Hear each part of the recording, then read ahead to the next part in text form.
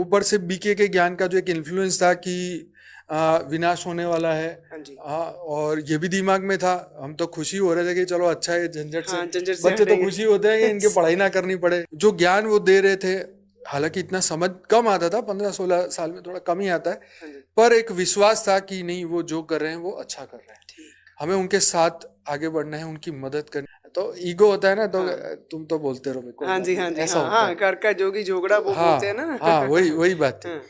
तो ये बात है कि अगर ब्रह्मा माँ जीवन में नहीं आती तो शायद मैं बापूजी को सपोर्ट भी ना करता, क्योंकि उनका स्वभाव एकदम कड़क। इस हिसाब से अपना मतलब फाइनेंशियली बापूजी ने सब कुछ इसमें लगाया, तो उसके बाद एकदम कंजूसाई से घर चलाना, हाँ जी। एकदम एकदम हाथ टाइट करके चलना, मतलब कोई फालतू खर्चा नहीं, दैट्स अ कुछ बिग नहीं ऐसे। डिसीजन। हाँ जी। रोज ज्ञान की बातें बापूजी माँ से करे, माँ हमें समझाएं। हर दिन एक पढ़ाई, हर दिन एक पढ़ाई, मतलब ये चलती रहती थी। प्लस आश्रम के जो भी छोटे मोटे काम, पहले तो कोई था ही नहीं, हाँ जी। हर काम हमें ही करना है, सब्जी लेने भी खुद आप जाना ही है, करते थे। हाँ, यस। खेत में फावड़ा भी हमें खुद ही चलाना है। ठीक है, हर दिन काला कोट पहन के, टाई पहन के जाना है, मतलब एक नया ईगो पैदा हो चुका था यस। हाँ जी। कि भाई जब एक तुम हाँ। सिंपल कपड़े पहनते हो और एक वकील के कपड़े पहनते हो, उसमें बहुत बहुत फर्क है। फर्क है, बहुत फर्क है। गाड़ी लेके जाना है, फिर वो ये सब, वही ईगो बढ़ जाता है, अपना ही बढ़ जाता है। अब फिर उसकी तो माँ ऐसा अंदर से आवाज आने लगा कि कोई ना करे तो भाड़ में गए, कोई ना करे तो मैं अकेला ही करूं, तुम्हें ही करना है। ये आवाज है। तो आप कैसे कन्विंस हुए बापूजी से, उनके हाँ ज्ञान से? तो आपने अपनी लॉ प्रैक्टिस भी छोड़ दी, जी जी। तो क्या मिला आपको? हाँ, ये बहुत ही आज तक पूछा नहीं गया क्वेश्चन, और ये बहुत ही इंपॉर्टेंट क्वेश्चन है। देखो क्या मिला, ये क्वेश्चन का जवाब मैं दूंगा आपको धीरे धीरे करके।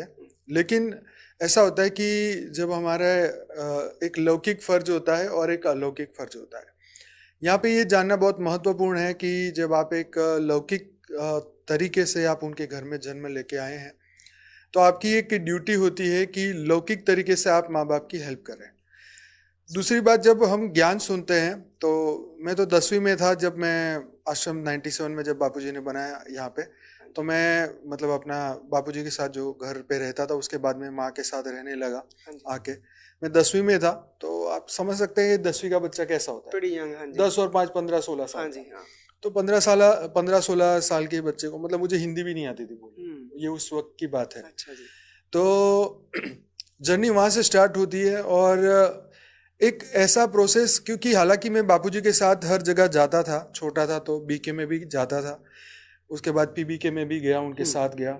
और फिर जब बापूजी ने ये अपना खुद का डिसीजन लिया कि नहीं अब हम इस ज्ञान को करेंगे, तो कहीं ना कहीं उनकी जो मैं जर्नी को देख रहा था, जो उनकी इमोशंस को मैं देख रहा था,